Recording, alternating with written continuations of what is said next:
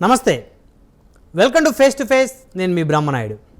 ప్రస్తుతం అంతా ఉన్నారు జనసేన పార్టీ రాష్ట్ర కార్యదర్శి సీనియర్ నాయకులు అమ్మిశెట్టి వాసు గారు ఉన్నారు. అమ్మిశెట్టి వాసు గారితో మాట్లాడదాం.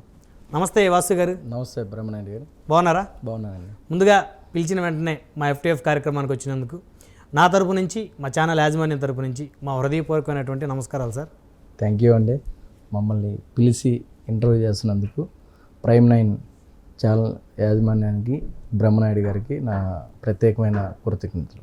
సో మొత్తానికి అమ్మిశెట్టి వాసు గారు 2024లో జనసేన పార్టీ నుంచి ఏదో ఒక నియోజకవర్గంలో అయితే ఖచ్చితంగా పోటీ చేస్తారు అని అందరూ అనుకున్నారు. ఈసారి కూడా సీటు దక్కలేదు. అవును. సో ఏమనిపించింది? కొంత బాధగా ఉన్నా తప్పదు. ఎందుకంటే కూటమి తీసుకున్న నిర్ణయాలకి నాలాంటి కొంతమందికి ఇబ్బంది అయింది. అయినప్పటికీ కూడా ఈ రాష్ట్ర భవిష్యత్తు కోసం పవన్ కళ్యాణ్ గారు తీసుకున్న నిర్ణయం కోసం మేము కట్టుబడి పనిచేసాం. చాలా సంతోషం అనిపించింది. సో మొత్తానికి ఎవరిని పెద్దగా పొగడని, భుజాన ఎక్కించుకోనటువంటి నేపథ్యం ఉన్నటువంటి జనసేన అధినేత బహుశా మొదటిసారి అనుకుంటా ఆయన జనసేన పార్టీ పెట్టిన తర్వాత విజయవాడ ఈస్ట్లో ప్రచారం నిర్వహిస్తూ అమ్మిశెట్టి వాసు గురించి చాలా గొప్పగా మాట్లాడారు. సో ఎన్నో సంవత్సరాల నుంచి పార్టీకి కష్టపడి పనిచేస్తున్నారు. గద్దె రామ్మోహన్ రావు గారు విజయవాడ ఈస్ట్ సిట్టింగ్ ఎమ్మెల్యేగా ఉన్నారు కాబట్టి ఆయనకి సీటు ఇవ్వాలి కాబట్టి ఆయనకి ఇద్దామని చెప్పిన వెంటనే అన్నా మీ ఇష్టం, మీరు ఏది చెప్తే నేను అది చేస్తాను, మీ మాటే శిరోధార్యం అన్నారు అని. సో నిజంగా అన్నారా? అన్నాను. అది విజయవాడ ఈస్ట్ కాదు, వెస్ట్లో మొన్న ఎలక్షన్ మీటింగ్ ప్రచారం. సో గద్దె రామ్మోహన్ రావు గారు ఉన్నారు, పక్కనే ఉన్నారు, వేదిక మీద ఉన్నారు. చాలా సంతోషం అనిపించింది. 2024లో సీట్ ఇస్తారని ఆశించాను, ఇస్తారనుకున్నాను. కొన్ని కారణాల వల్ల కళ్యాణ్ గారు నన్ను పిలిచి చెప్పటం ఆ రోజు, ఎందుకంటే బ్రహ్మనాయుడు గారు అమ్మిశెట్టి వాసు అనే వ్యక్తి ఎదిగాడంటే ఓన్లీ జనసేన పార్టీ పవన్ కళ్యాణ్ గారు. నేను ఇంతమందికి నేను తెలిసానంటే అది జనసేన పార్టీ వల్ల, పవన్ కళ్యాణ్ గారు వల్ల. 100%. దాన్ని నా మనసు నిండా ఉంది. కొద్ది బాధ కలిగినప్పటికి కూడా ఆయన చెప్పాడు, పెద్ద ఆయన చెప్పాడు, ఆయన చెప్పింది వింటే బాగుంటుందనే ఆలోచనతో బాధపడ్డాం. వస్తుందని ఆశించాం. కానీ పెద్ద ఆయన ఎందుకు చెప్తున్నాడని ఒకసారి ఆలోచించి పని చేసుకుంటూ వెళ్ళాం. మరి ఆ రోజు అయితే నేను ఊహించలే నాకు సీట్ ఇచ్చి గెలిచిన అంత ఆనందం ఉండదేమో. ఎందుకంటే పవన్ కళ్యాణ్ గారు పలకరిస్తే చాలు అనుకునే ఈ ఆంధ్ర రాష్ట్రంలో మరి నాలాంటి వ్యక్తిని బెజవాడలో ఎంతోమంది మహనీయులు ఉన్నారు, పెద్ద పెద్ద రాజకీయ నాయకులు ఉన్నారు, ఆ స్టేజి మీద కూడా చాలా పెద్ద వ్యక్తులు ఉన్నారు. వాళ్ళ సమక్షంలో నన్ను మెచ్చుకోవటం అనేది నేను జన్మంతా పవన్ కళ్యాణ్ గారికి రుణపడి ఉంటాను. ఎందుకంటే పవన్ కళ్యాణ్ గారి నోటన నా మాట విన్నాడు వాసు చెప్పిన అని ఆ మాట కానీ ఆ చెప్పే తీరు కానీ నాకు చాలా సంతోషం అనిపించింది. చాలా హ్యాపీగా ఫీల్ అయ్యాను. ఏదైనప్పటికి కూడా పవన్ కళ్యాణ్ గారు ఎప్పుడు ఏ నిర్ణయం తీసుకున్నా మేము ఆయన కట్టుబడే పనిచేసాం. అయితే ఆయన మాట్లాడిన మాటల్లో ప్రధానంగా అమ్మిశెట్టి వాసు జనసేన పార్టీలో బెజవాడలో ఒక కీలకమైన నేతగా, ఒక బలమైన నేతగా ఖచ్చితంగా ఎదుగుతారు అని మాట్లాడారు. అంత ఈజీ అయినా సార్ మీకు బెజవాడలో అంత కీలకమైన నేతగా ఎదిగే అంత పరిస్థితులు ఉన్నాయా? బెజవాడ అంటే పైన అమ్మవారు, కిందకి అమ్మవారు. సో మీరే విధంగా ఎదిగే అవకాశం ఉంది మీకు? అంటే బ్రహ్మనాయుడు గారు రాజకీయాల్లో బ్యాక్గ్రౌండ్ ఉండాలి, ఉండాలి, దమ్ము ఉండాలి. పవన్ కళ్యాణ్ గారి బలం నాకుంటే బెజవాడలో రాజకీయంగా ఎదగటం పెద్ద కష్టమేం కాదు. ఎందుకంటే పవన్ కళ్యాణ్ గారి ఆశీస్సులు ఉంటే నేను ఇంత పేరు రావటానికి, వాసు అని ఇంత గౌరవం రావడానికి కారణమైన పవన్ కళ్యాణ్ గారు నా వెనక బ్యాక్ బోన్గా ఉంటే రాజకీయంగా ఎదగటం చాలా ఈజీ. మీరు అన్నట్టు పైన అమ్మవారు, కిందకి అమ్మవారు అన్నట్టు గతంలో కులాలు మధ్యలో గొడవలు ఉండేవి. పవన్ కళ్యాణ్ గారు పార్టీ పెట్టి సిద్ధాంతంలోనే 7 సిద్ధాంతాలు ఒక సిద్ధాంతం, కులాలని కలిపే ఆలోచన విధానాన్ని 2014లో 2 కులాలు 40 సంవత్సరాలుగా వైరం ఉండి కొట్టుకుని చచ్చిపోతుంటే ఆ 2 కులాలను కలిపే ఆలోచన చేసింది మొట్టమొదటిగా 2014లో పవన్ కళ్యాణ్ గారు జనసేన పార్టీ స్థాపించి, మనం ఆ పార్టీ వెంక చూడకూడదు, ఆ పార్టీకి జీవితంలో ఎప్పుడు ఓటేయకూడదనే కాపుల్ని, మెగా అభిమానుల్ని ఆ రోజు 2014లో ఒక సెంటిమెంట్తో కొన్ని కారణాల వల్ల పవన్ కళ్యాణ్ గారు చెప్పిన మాటిని ఆ రోజు 2014లో కూటమిని గెలిపించారు. ఆ రోజు కూడా మేమందరం కూడా పవన్ కళ్యాణ్ గారు చెప్పారు కాబట్టి టీడీపీ కోటేశాం. కొన్ని కారణాల వలన 2014లో కొంత గ్యాప్ వచ్చిన మాట వాస్తవం. కానీ పవన్ కళ్యాణ్ గారు 2019 తర్వాత తీసుకున్న నిర్ణయానికి 2024లో కూటమి రేపు గెలవబోతోంది. ఈ గెలుపుకి పవన్ కళ్యాణ్ గారి ఆలోచన గొప్ప విషయం. మాలాంటి వ్యక్తులు చాలామంది మదన పడిపోయాం. 2014లో సపోర్ట్ చేస్తే వాళ్ళు మనకేమిచ్చారు? నిందలు తప్ప, అవమానాలు తప్ప, ఎందుకు సపోర్ట్ చేయాలని నాలాంటి వ్యక్తులు చాలామంది ఈ రాష్ట్రంలో ఉన్న జన సైనికులు కానీ కాపు సోదరులు కానీ బాధపడిన పవన్ కళ్యాణ్ గారు మదన పడుతూ లోపల చెప్పుకోలేక ఆయన తీసుకున్న నిర్ణయం మీద నిలబడినందుకు ఈరోజు రాష్ట్రంలో అన్ని కులాల కూడా పవన్ కళ్యాణ్ గారి వైపు చూస్తూ ఉన్నాయి. ఏదైతే కమ్మ సామాజిక వర్గం అని మీరు అన్నారో ఆ కమ్మ సామాజిక వర్గంలో ఉన్న పెద్ద వాళ్ళు కూడా పవన్ కళ్యాణ్ గారు చూసి సంతోషపడుతున్నారు. అంటే వాళ్ళకి రాజకీయంగా మేలు చేస్తున్నారని చూసి సంతోషపడుతున్నారు. రాజకీయం కాదు, అంటే బ్రహ్మనాయుడు గారు రాజకీయాల్లో కానీ నిజ జీవితంలో కానీ ఎవరి మీద ప్రేమ ఉండవు, అవసరాలు తప్ప. ఈరోజు పాయింట్కి వచ్చారు. ఈరోజు అవసరం అంటే మాకొక అవసరం, వాళ్ళకొక అవసరం. ఖచ్చితంగా పవన్ కళ్యాణ్ గారి అవసరం ఏంటంటే ఈ రాష్ట్ర భవిష్యత్తు కోసం ఒక పక్కన 151 సీటు తీసుకొని డబ్బు మదంతో కొట్టుకులాడుతున్న జగన్మోహన్ రెడ్డి, 40 సంవత్సరాల అనుభవంతో ఈ రాష్ట్రానికి ఏదో చేయాలని ఒక తపంతో ఉన్న చంద్రబాబు నాయుడు గారు, కమ్మ రెడ్డి రెండు కూడా ప్రతిపక్ష ఇద్దరు కూడా మాకు ప్రత్యర్థులే. కానీ పవన్ కళ్యాణ్ గారు ఎటు సపోర్ట్ చేయాలంటే రాష్ట్ర భవిష్యత్తు కోసం టీడీపీకి మేము సపోర్ట్ చేసాం. అది కొంతమంది మెచ్చుకోపోయినా పవన్ కళ్యాణ్ గారు ఫస్ట్ నుంచి కూడా జగన్మోహన్ రెడ్డి గారిని వ్యతిరేకిస్తున్నారు. ఎందుకంటే తండ్రి ముఖ్యమంత్రిగా ఉన్నప్పుడే 1,00,000 కోట్ల అవినీతి చేశాడే, 26 కేసులు ఉన్నాయి, ఆస్తులు లక్షల కోట్ల ఆస్తులు సంపాదించాడు, ఈ రాష్ట్రానికి ఏం చేస్తాడనే ఇదిలో ఫస్ట్ నుంచి కూడా వ్యతిరేకిస్తూ ఉన్నారు. మరి 151 సీట్ వచ్చిన జగన్మోహన్ రెడ్డి పరిపాలన ఎలా ఉందో మీరు చూస్తూ ఉన్నారు. 3.5 సంవత్సరాలు బయటకు రాల జగన్మోహన్ రెడ్డి. కరోనాతో ఈ రాష్ట్రం కొట్టుమిట్టాడుతూ రాష్ట్ర ప్రజలందరూ కూడా అల్లాడిపోతూ ఉంటే ఏ ఒక్క ప్రజలను కూడా పలకరించకుండా పరామర్శించకుండా జగన్మోహన్ రెడ్డి ఇంట్లోనే కూర్చున్న పరిస్థితి చూసాం. రాష్ట్రంలో ఏ ఎమ్మెల్యే మంత్రికి కూడా అపాయింట్మెంట్ లేదు.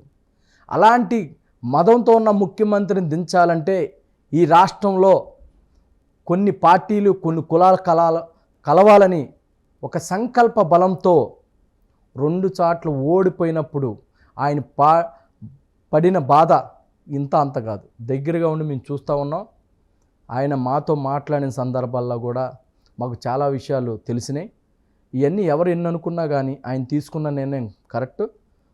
కొన్ని కులాలు అది మా గొప్ప అనుకున్నప్పటికి కూడా మేము తగ్గైనా మేము వాళ్ళకి సపోర్ట్ చేసామంటే ఈ రాష్ట్ర భవిష్యత్తు వాళ్ళు కూడా అదేవిధంగా మా నాయకుడికి కానీ మా కార్యకర్తలకు కానీ మాకు కానీ గౌరవం ఇచ్చారు. మేము గౌరవం పుచ్చుకున్నాం. మాకు ఏదైతే గౌరవం కావాలనుకున్నామో ఆ గౌరవం మాకు దక్కింది. గౌరవం కన్నా కూడా ఈ రాష్ట్ర భవిష్యత్తు ముఖ్యం అనుకున్నాం. ఈ రాష్ట్రంలో ఉన్న అన్ని కులాలు కూడా ఈరోజు పవన్ కళ్యాణ్ గారి గురించి చెప్పుకుంటానే ఉన్నాయంటే ఆయన తీసుకున్న నిర్ణయం. సో గౌరవం దక్కింది కానీ సరైనటువంటి సీట్లు దక్కలేదు. బ్రహ్మనాయుడు గారు సీట్లు అంటారు. అందరూ నాతో సహా 21 సీట్ అంటే బాధపడిన వాళ్ళమే. మీకు ఎక్సైట్ కూడా చెప్తాను, చెప్పండి. మీరంతా అల్ప సంతోషులు, అవునా? ఎందుకు మరి 21 సీట్లకు సర్దుకొని పోయి మాకు గౌరవం దక్కిందంటున్నారు, మాకు సంతోషం దక్కిందంటున్నారు. సరే, రాష్ట్ర ప్రయోజనాల కోసం పవన్ కళ్యాణ్ గారి మాట కోసం సర్దుకొని పోయారు.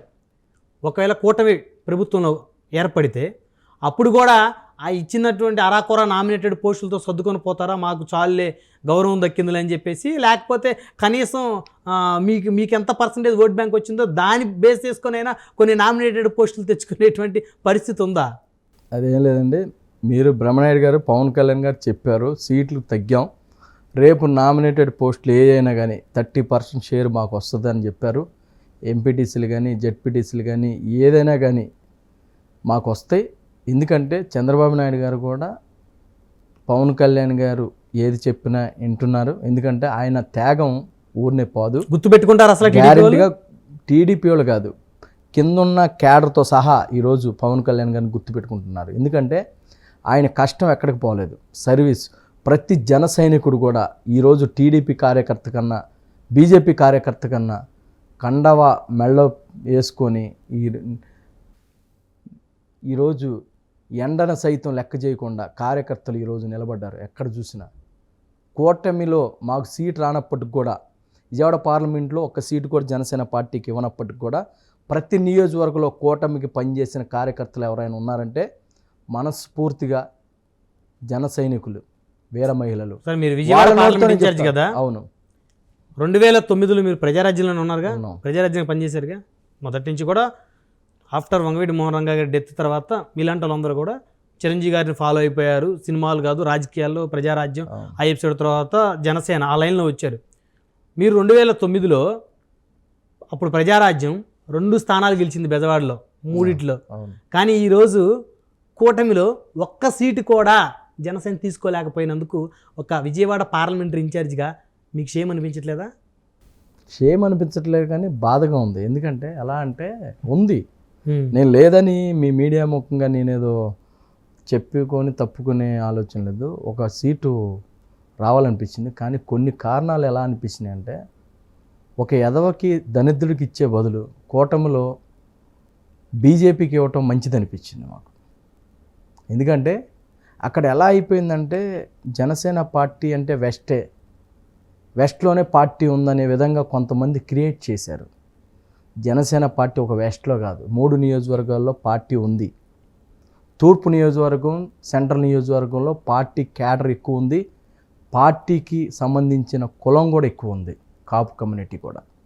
కానీ మేము ఏమనుకుంటున్నామంటే పవన్ కళ్యాణ్ గారు ఒక సీటు కూడా తీసుకోలేదు.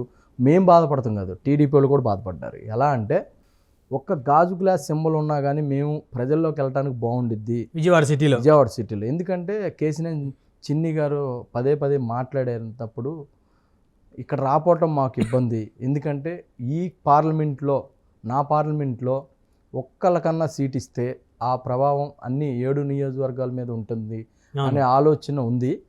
కానీ ఒక 7-8 గంటలు చర్చ జరిగినాక పవన్ కళ్యాణ్ గారు ఆ సీట్ ఎందుకు వదులుకున్నారో ఇప్పుడు అర్థమవుతుంది.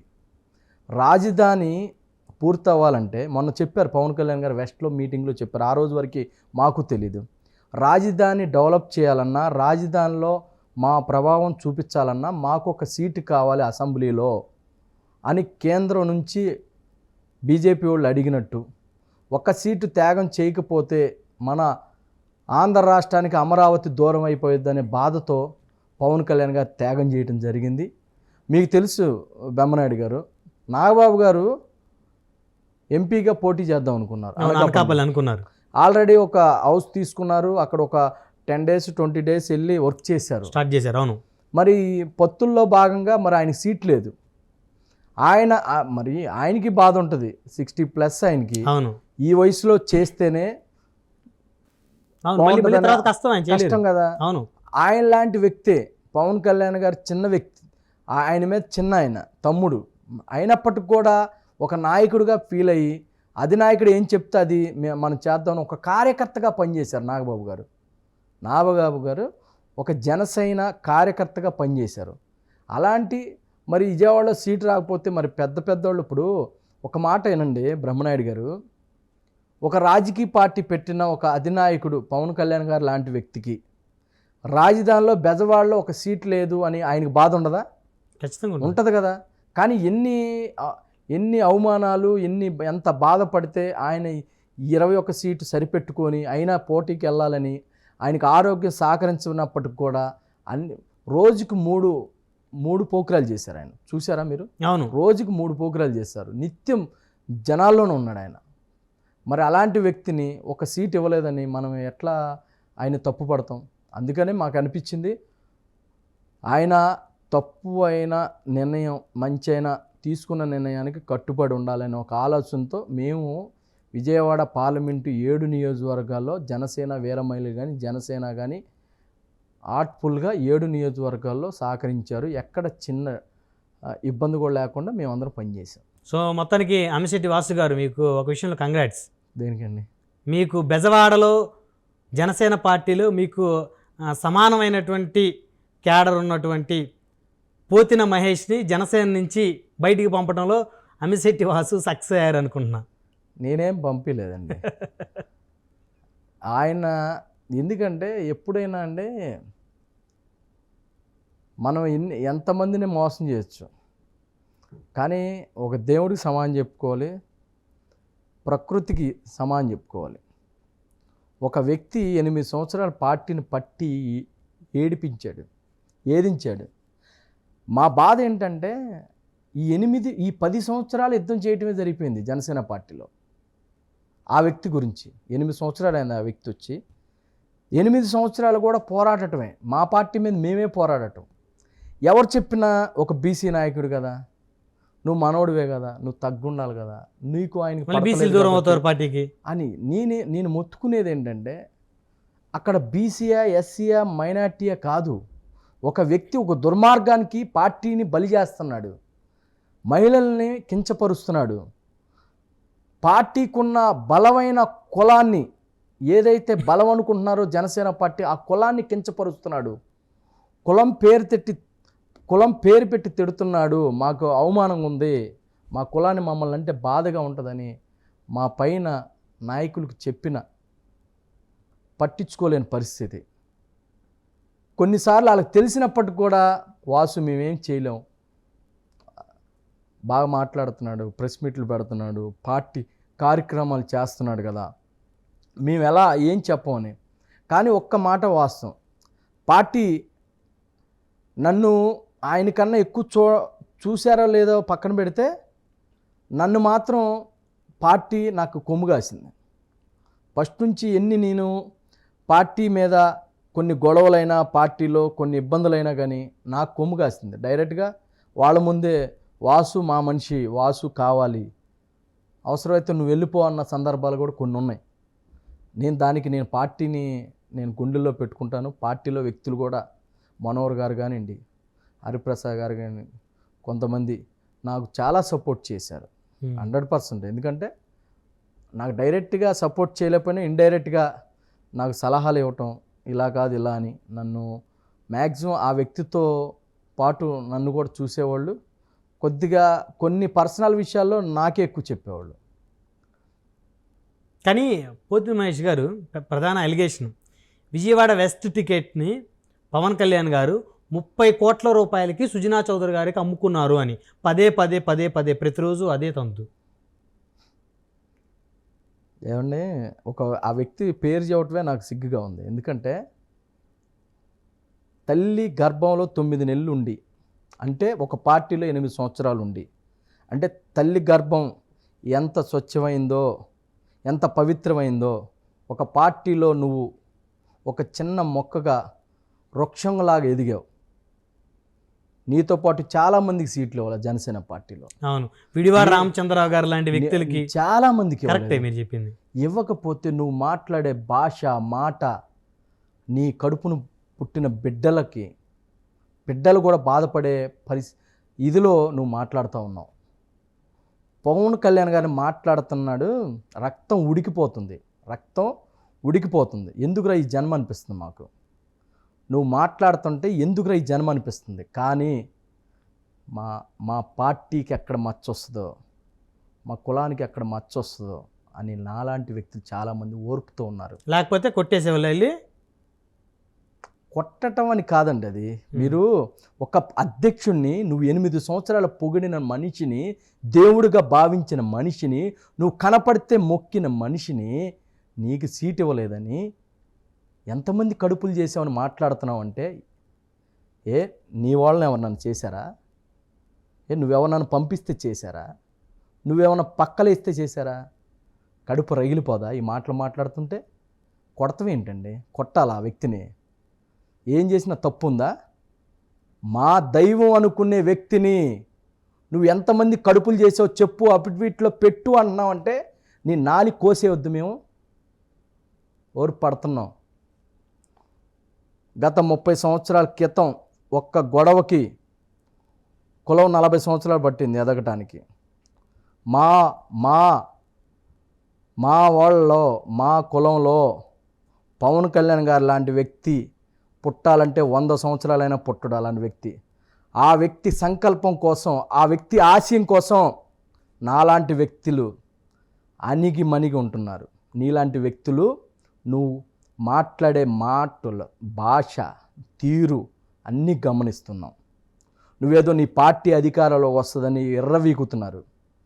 10 సంవత్సరాలు అపోజిషన్లో ఉండి పోరాడాం. గతంలో 2014 టీడీపీలో పోరాడాం, 19 తర్వాత వైసీపీతో పోరాడటం మాకు కొత్త ఏం కాదు. క్షణం మేము మా గురించి మేము ఆలోచించటం మానేస్తే నీ పరాపం ఎలా ఉంటుందో ఒకసారి ఆలోచించుకోమని ఆ వ్యక్తికి మీడియా ద్వారా చెప్తా ఉన్నాం. మాట్లాడి బూతులు మాట్లాడి ఏదో చేయాలనే ఆలోచన ధోరణి మాకు లేదు. నువ్వు నాలిక దగ్గర పెట్టుకొని నాలిక ఏది పడితే అది మాట్లాడితే చాలా ఇబ్బందిగా ఉంటుంది ఒకసారి. ఎందుకంటే ఒక వ్యక్తి గురించి మాట్లాడకూడదు అనుకున్నాం. ఈ మీడియా ముఖంగా ప్రైమ్9 బ్రహ్మనాయుడు గారు ఆ వ్యక్తి మాట్లాడే మాటలు వింటూ ఉంటే ఇలాంటి ఎదవన మనం పెంచింది, ఇలాంటి ఎదవతోన మనం తిరిగింది అని వేరే మహిళలు ఫోన్ చేసి చెప్తా ఉన్నారు. ఆయన వెనక నాయకత్వంలో పనిచేసిన క్యాడరు, వాళ్ళ సొంత కులం, వాళ్ళ సామాజిక వర్గం, నగరాల సామాజిక వర్గంలో జనసేన పార్టీలో కార్యకర్తలు వచ్చి నాకు చెప్తున్నారు కదా అన్న ఈ క్యారెక్టర్ ఇదా అని. మీ సామాజిక వర్గంలో కొంతమంది కూడా పోతిన మహేష్ గారు వెనకున్నారు. ఆయన తిట్టే ప్రతి తిట్టుకి కూడా వాళ్ళు ఎక్కడా కూడా ఖండించకుండా ఆయనకి సైనికుల్లో కాపలాగున్నారు. మీ సామాజిక వర్గంలో వ్యక్తులు, ఇదే విజయవాడ నగరానికి ఉపాధ్యక్షులుగా ఉన్నటువంటి వ్యక్తులు ఉన్నారు. అది ఇంకా చాలా మంది ఉన్నారు చెప్పుకుంటా పోతే. మరి వారిని చాలా మంది వెళ్ళారంటే ఒక ఎదవ ఉన్నాడు, ఆ ఎదవ కూడా వెళ్ళిపోయాడు. ఒకటి మాట గుర్తుపెట్టుకోండి, అమ్మిశెట్టి వాసుకి జనసేన పార్టీలో ఎవడి వల్లన్నా పడదు అంటే వాడు 100 ఏళ్ళు ఉన్న పార్టీలో 50 సంవత్సరాలు ఉన్న ఆడు ఎదవే. ఎవరైనా మీరన్న వ్యక్తి ఎదవని ఎప్పుడో చెప్పా. ఇంటి పక్కన వ్యక్తికి కార్పొరేట్ సీట్ ఇస్తే ఓటు వేయకుండా వైసీపీకి వేశాడు. ఆ డివిజన్ సభ్యులందరూ కూడా వెళ్ళి కంప్లైంట్ చెప్తే ఈ పోతిన మహేష్ అనే ఎదవకి వాడికి నగర ఉపాధ్యక్షుడు వేశాడు. ఏం చెప్తాం, మన పార్టీలో కొంతమంది కొన్ని తప్పదు. మనం పార్టీలో అడిగాం, అది ఏమండి పక్కన వ్యక్తికి ఓటు అయిన ఎదవకి సిటీ అధ్యక్షుడు ఉపాధ్యక్షుడు ఇస్తే ఎలా అంటే, నాకు పెద్దలు ఏమన్నారంటే, వాసు మాకు తెలుసు కానీ సరే ఆడు మారతాడులేని పెద్దలు చెప్పారని నేను వదిలేశాను. ఈరోజు చూసాం. మీకు ఇంకోటి తెలియదు, వాళ్ళ ఇంటి పక్కన వెళ్తూ ఉంటే ఆ వ్యక్తిని ఎదవని తిడతా ఉన్నారు. ఇప్పుడు ఇదే పోతిన మహేష్ ఎందుకు పార్టీ మారామని లోపల మదన పడుతూ ఉన్నాడు. ఎందుకంటే స్క్రిప్టులు చదవలేక, ఆ స్క్రిప్టులు చదివి ఏ జన సైనికుడు మొన్న పవన్ కళ్యాణ్ గారు వెస్ట్లో మీటింగ్ పెడితే 100 మందిని పోలీసు వాళ్ళని పెట్టుకున్నాడు ఇంటి దగ్గర. అలాంటి పరిస్థితి అయిపోయింది. రేపు కరమకాలి కూటమి గెలిస్తే ఏంట్రా మన పరిస్థితి అనే ఆలోచనలో ఉన్నారు వాళ్ళు. సార్ ఒక విషయం, పాపం ఆయన పోతిన మహేష్ గారు ఆయన సొంత డబ్బులు ఖర్చు పెట్టలేదా పార్టీ కోసం? ఇప్పుడు ఆయన డబ్బులు రాజకీయాల్లో సొంత డబ్బులు ఖర్చు పెడితేనే రాజకీయాలు ఎదుగుతారండి. అర్థమైందా? సొంత డబ్బులు ఖర్చు పెడితే పేరు ఇవ్వలేదా? రాజకీయాల్లో డబ్బులు నష్టపోలేదైనా? ఏమని ఆర్థికంగా నష్టపోయాడు? ఏం ఖర్చు పెట్టారు? ఒక జనసేన అధ్యక్షుడు కాదు, జనసేన పార్టీలో క్యాడర్గా డబ్బులు ఖర్చు పెట్టరు. నువ్వేమి సొంతంగా ఏం చేయలేవు. నువ్వు ఎదగటం కోసం నువ్వు చేసావు.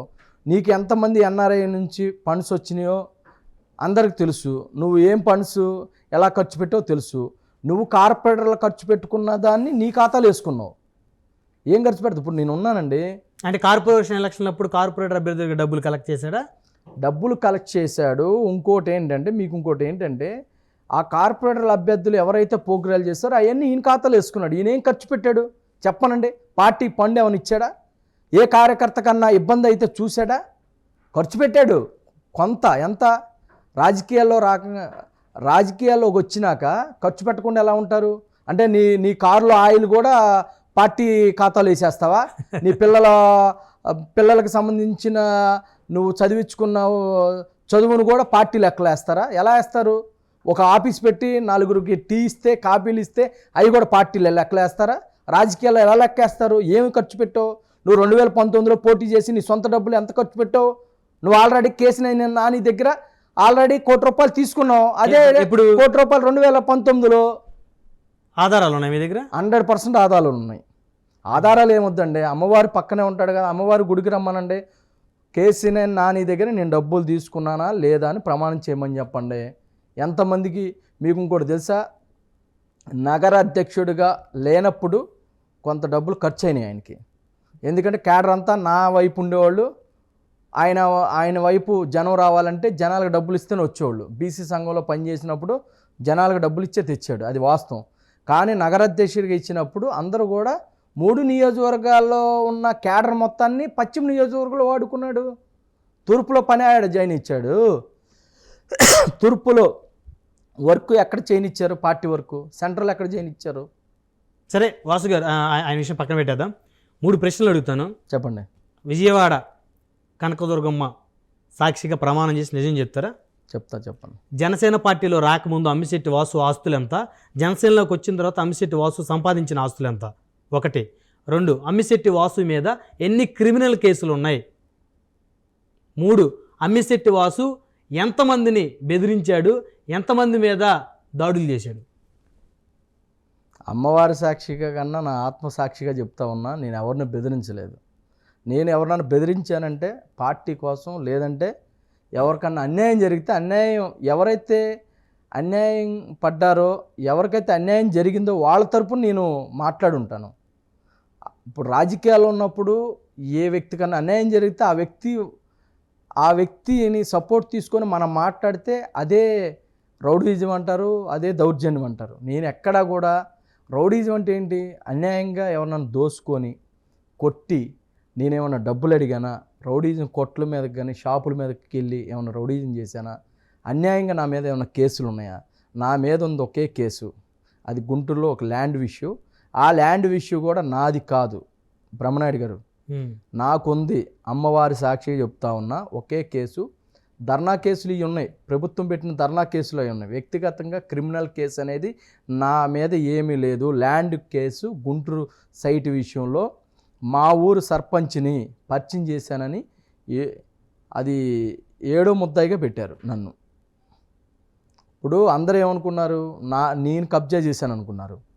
కబ్జా మీరు కావాలంటే ఎంక్వైరీ చేసేయండి. పెద్ద కాకాని పోలీస్ స్టేషన్లో కంప్లైంట్ పెట్టింది గుంటూరుకు సంబంధించిన ఒక వ్యక్తి. వాళ్ళు నా మీద పెట్టలా. ల్యాండ్ కబ్జా చేసింది, రిజిస్ట్రేషన్ చేయించుకుంది విజయవాడకు సంబంధించిన వ్యక్తి. ఇద్దరికి కూడా నా పేరు తెలియదు, ఇద్దరు కూడా నాకు సంబంధం లేదని చెప్పారు. కానీ అక్కడ ఎంక్వైరీలో మా ఊరు సర్పంచ్ని ఎంక్వైరీ చేస్తే మీకు వీళ్ళు ఎవరు ఎలా పరిచయం అంటే అమ్మిశెట్టి వాసు గారి ద్వారా వీళ్ళు పరిచయం అని చెప్పి నన్ను కేసులో పెడితే అక్కడ పోలీస్ ఆఫీసరు కాపు అయి ఉండి వాసు సంబంధం లేదండి అంటే అక్కడున్న మంగళగిరి ఎమ్మెల్యే ఆర్కే కావాలని కంపల్సరీ పెట్టాలని చెప్పి ఒత్తిడి చేసి నా మీద కేసు పెట్టారు. షీట్ ఓపెన్ చేద్దాం అనుకున్నారు. అయినా కానీ నేను ఆ రోజు కూడా పార్టీని ఉపయోగించుకోవాలా, నేను ఎక్కడ కూడా పబ్లిసిటీ చేసుకోవాలా. నేను 20 రోజులు జైలు చేసినప్పటికి కూడా ఎక్కడ కూడా సోషల్ మీడియాలో నేను చేయాల. కానీ అధినాయకుడు పవన్ కళ్యాణ్ గారికి ఇత్తిండి సెకండ్లో నేను పోలీస్ స్టేషన్కి వెళ్ళంగానే పవన్ కళ్యాణ్ గారి దగ్గరుండి వ్యక్తులు ఫోన్ చేసి, సార్కి తెలిసింది నీది తప్పు లేదంట, నువ్వేం బాధపడవాక, పార్టీ నీకు అండగా ఉంటుంది, నీ తప్పు లేదు కాబట్టి, నువ్వు తప్పు చేయవని మాకు తెలుసు, నువ్వు తప్పు చేయలేదని సీఏ గారే చెప్పారు, మాకు ఇబ్బంది లేదు అని పార్టీ తరపున ఒక లాయర్ని పెట్టి నాకు బెయిల్ వేయించే వరకు కూడా పార్టీ చూసింది. దాంట్లో నేను చాలా సంతోషపడ్డాను పార్టీ నన్ను నమ్మినందుకు. అంతేగాని ఏ క్రిమినల్ కేసులు లేవు, నేను ఆస్తులు అక్రమంగా ఏం సంపాదించుకోలేదు. రాజకీయాలు ఉన్నప్పుడు వ్యాపారాలు చేసుకోవాలా, డబ్బులు సంపాదించాలా, రాజకీయాల్లో ఖర్చు పెట్టాలి. అంతేగాని నేనేమన్నా పవన్ కళ్యాణ్ గారిని అడ్డం పెట్టుకొని కానీ, పార్టీని అడ్డం పెట్టుకొని కానీ, ఏ వ్యక్తుల మీద రౌడీని చేసినా, ఎక్కడన్నా అన్యాయంగా నేను ఎవరి జోలికి వెళ్ళినా, బ్రహ్మనాయుడు గారు నా మనస్ఫూర్తిగా చెబుతున్నా, అమ్మవారి సాక్షిగా నేను అన్యాయంగా వెళ్ళను. నేను సంపాదించుకుంటే నేను రియల్గా నిజాయితీగా సంపాదించుకుంటాను, ధర్మంగా. అధర్మం జోలికి వెళ్ళను. ఎక్కడన్నా అన్యాయం జరిగితే మాత్రం నేను నిలబడతా. అన్యాయం జరిగిన వాళ్ళ వైపు నా ప్రాణం పోయినా వాళ్ళ వైపు నిలబడతా, నేను పోరాడతా. వంగవీటి మోహన రంగా గారి అభిమానిగా, ప్రజలకి సుపరిచితుడిగా అయినటువంటి అమ్మిశెట్టి వాసు, ఆ తర్వాత వంగవీటి సంతన్ కుమార్కి అనుచరుడుగా, ఆ తర్వాత వంగవీటి రాధాకి, సో ఈరోజు అదే అమ్మిశెట్టి వాసు జనసేన అండదండలతోటి వంగవీటి కుటుంబాన్ని చులకనగా మాట్లాడుతూ ఉన్నాడు. సో వాళ్ళకన్నా నేనే పెద్ద లీడర్ని బెజవాడలో అని చెప్పేసి చెప్పుకుంటూ ఉన్నాడు. చాలా మంచి క్వశ్చన్ వేశారు. చులకనగా నేను వంగవీటి మోహన్ రంగా గారు అంటే నాకు ప్రాణం. అదే వంగవీటి మోహన్ రంగా గారిని పూర్తిగా ఇప్పుడు అమ్మిశెట్టి వాసు మర్చిపోయాడు. ఎందుకు మర్చిపోయాను? ఆయన ఏ కార్యక్రమాల్లో పాల్గొంటలేదు. ఎందుకు పాల్గొంటలేదు? మీరు చెప్పాలి. అది నా ఆఫీస్లో రంగా గారి ఫోటో ఉంటుంది, నా గుండెల్లో రంగా గారి ఫోటో ఉంటుంది. మీరు బ్రహ్మనాయుడు గారు కొంతమంది ఛానళ్ళు, కొంతమంది వ్యక్తులు ఒక పార్టీ మీద ఒక కుల ముద్ర వేయాలన్న ఒక ఆలోచనతో పిఆర్పి టైంలో అలాగే చేశారు. వంగవీటి మోహన్ రంగా గారు అంటే నాకు ప్రాణం. రంగా గారి మాటలు విని నేను రాజకీయాల్లోకి వచ్చాను. కానీ నేను నేర్చుకున్నది ఆలోచన, వంగవీటి మోహన్ రంగా గారి ఆశయాలను తీసుకెళ్ళాలి అని. రంగా గారి పేరు తలవకుండా నేను ఏ ప్రోగ్రాం చేయను. ఏదైనా కానీ రంగా గారు అంటే నా ప్రాణం. రంగా గారిని కించపరిచినట్టు కానీ, రంగా గారి ఫ్యామిలీని కించపరిచిన కానీ ఏ వీడియో అయినా చూపించండి. కొన్ని మీడియాలో నేను మాట్లాడిన మాటలు కట్ చేసి కొంతమంది ఎదవలు, మా పార్టీలోని కొంతమంది ఎదవలు రంగా గారికి వాసుకి రంగా గారు అంటే నాకు ప్రాణం అండి. రంగా గారు అంటే నాకు ఇష్టం. మా అధినాయకుడు పవన్ కళ్యాణ్ గారికి తెలుసు రంగా గారు అంటే ఎంత ఇష్టమో. నేను రంగా గారి కుటుంబం అంటే చాలా ఇష్టపడతా ఈ రోజు కూడా. వాళ్ళతో నేను ఎందుకు పోల్చుకుంటాను? వాళ్ళ స్థాయి ఎక్కడ, నా స్థాయి ఎక్కడ? రంగా గారంటే ఒక మహావృక్షం. ఈ ఇండియాలో, ఈ ఆంధ్ర రాష్ట్రంలో, తెలుగు రాష్ట్రాల్లో, 2 రాష్ట్రాల్లో కూడా ఆయన లేని అభిమానులు లేరు. ఆయన చూసి నాలాంటి చాలామంది వ్యక్తులు రాజకీయాల్లోకి వస్తే ఆయన స్థాయి ఎలా ఊహించుకుంటాం? వాళ్ళ కుటుంబాన్ని నా కుటుంబంతో ఎలా పోల్చుకుంటాను? నా చిన్న సాధారణ మధ్యతరగతి కుటుంబంలో పుట్టిన సామాన్యుడండి నేను వంగవీటి ఫ్యామిలీ. ఈ రోజు కూడా అమ్మిశెట్టి వాసు గారికి వంగవీటి కుటుంబం అంటే అదే అభిమానం, అదే ఆప్యాయత ఉంది. 100%. సో వారికి సంబంధించిన వారి వారసులు ఎవరిని ఎక్కడా కూడా చులకనగా మాట్లాడలేదు. చులకనగా అంటే మీకు ఒక మాట ఉంది, రంగా గారు అంటే ప్రాణం ఇచ్చేస్తాం. కానీ కొంతమంది వాళ్ళ కుటుంబంలో పుట్టిన కొంతమంది మమ్మల్ని చులకనగా చూస్తే మాకు బాధ.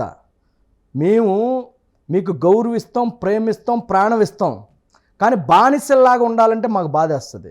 ఎందుకంటే మేము వైట్ షర్ట్ వేస్తేనే మీరు బాధపడితే, మేము రాజకీయాల్లో ఉంటే మీరు బాధపడితే, ప్రత్యక్షుల మీద మీకు ఎవరు శత్రువులో వాళ్ళని ఓడించలేక నాలాంటి అభిమాన్ని, నాలాంటి నీ కులంలో పుట్టిన నాలాంటి వ్యక్తిని నువ్వు ఇష్టపడపోయి ఈర్ష్యపడుతూ ఉండి నా మీద కామెంట్లు చేపిస్తుంటే మాకు కూడా సీమి నెత్తిరి అదే కులంలో పుట్టాం కాబట్టి కొన్ని కోపతాపాలు ఉంటాయి. అంతేగాని మీ కుటుంబంతో మేము పోల్చుకునే స్థాయి కాదు. నేను అంత బలుపు అహంకారం నాకు ఇంకా రాదు కూడా లైఫ్ అంతా. చివరగా వాసు గారు చెప్పండి. కూటమి అధికారంలోకి వస్తే జనసేన అధినేత కీలకమైనటువంటి పాత్ర పోషించబోతున్నారు. సో అమ్మిశెట్టి వాసు గారిని ఏదైనా పదవిలో చూడొచ్చా? విజయవాడ మేయర్గా కానీ, లేకపోతే ఎమ్మెల్సీగా కానీ, లేకపోతే ఇంకేదైనా కార్పొరేషన్ చైర్మన్గా కానీ? ఏది చూడాలన్నా అది నా అధినాయకుడు పవన్ కళ్యాణ్ గారేనండి. నా ఓన్గా ఏమీ లేదు. బ్రహ్మనాయుడు గారు, నేను మనస్ఫూర్తిగా నమ్మేది పవన్ కళ్యాణ్ గారిని. నాకు ఎంత స్థాయి ఇచ్చినా, ఫస్ట్ సేవాదాలు ఇచ్చినా, తర్వాత రాష్ట్ర కార్యదర్శి ఇచ్చినా, ఇంకెన్ని పదవులు ఇచ్చినా కానీ అది పవన్ కళ్యాణ్ గారిని మెచ్చి నచ్చి ఇచ్చారు. నేను ఏ పదవిలో ఉండాలన్నా అది మా నాయకుడు ఆశీస్సులు ఉంటే, కొంతమంది మా నాయకుడు వెనకమాల ఉండే పెద్దల ఆశీస్సులు ఉంటే నేను ఎప్పటికైనా నాకు అవకాశం వస్తే విధేయుడిగా ఒక పార్టీకి ఒక కమిట్మెంట్గా ఉండే ఒక కార్యకర్తగానే పనిచేస్తాను. పార్టీకి విధేయుడిగా ఉంటాను. డబ్బు కోసమో పదవుల కోసం ఆశించి తప్పుడు పనులు, ఇప్పుడు తప్పుడు ఎదవలు కొంతమంది వెళ్ళిపోయారు. ఆ విధంగా మాత్రం నేను లైఫ్ లాంగ్ ఉంటే రాజకీయాల్లో జనసేనలో ఉంటాను. ఎలాంటి పదవి ఇచ్చిన ఈ పని జనసేనలో కొనసాగుతారు. 100%. ధన్యవాదాలు అమ్మిశెట్టి వాసు గారు. Thank you. మరిది చూశారు కదా, రానున్న ఫలితాల్లో కూటమి అధికారంలోకి వస్తుందని జనసేన అధినేత తనను ఆశీర్వదించి తనకేదైనా పదవి కల్పిస్తే ఖచ్చితంగా పనిచేస్తానని, పదవులు ఇచ్చినా ఇవ్వకపోయినా చివరి వరకు జనసేన పార్టీలోనే కొనసాగుతానని చెప్తున్నారు జనసేన పార్టీ రాష్ట్ర కార్యదర్శి సీనియర్ నాయకులు అమిశెట్టి వాసు గారు. మరొక వారం మరొక అతిథితో మళ్ళీ కలుద్దాం. చూస్తూనే ఉండండి. Keep watching prime nine news.